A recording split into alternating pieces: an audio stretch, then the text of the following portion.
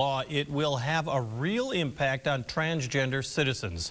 Continuing our team coverage, KCRG TV9's Brian Tabak spoke with a trans man who says his everyday life will now change. Sid High is like anyone else. He's graduated from high school. He works a job to pay his bills. He just recently moved into his first apartment. But he says his road hasn't always been easy, and that lawmakers approved this afternoon only makes it more difficult. To place the rights of women in all Iowans on equal footing and to safeguard the laws we have passed to protect women's sports and private spaces and our children from irreversible sex change operations, this legislation is essential. While lawmakers argued over a bill removing gender identity from the state's civil rights protections. We are opening up our state to huge amounts of taxpayer money spent to defend the indefensible. And protests rang out through the halls of the Iowa Capitol Rotunda.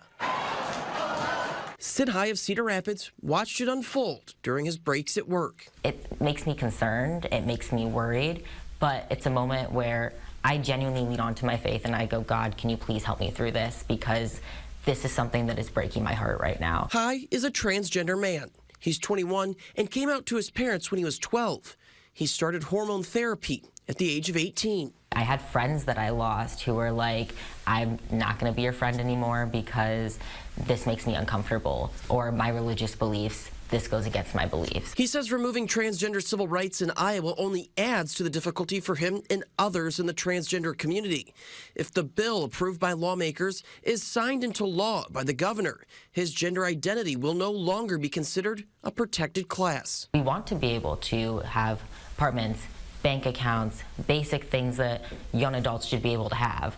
High wants people to understand his concerns that despite a possible change in the law, he's still just another human. I understand that you might not accept the trans community, and that's fine. Everyone can have the right to their own opinion, but the moment you start taking away people's basic human rights, it becomes an issue.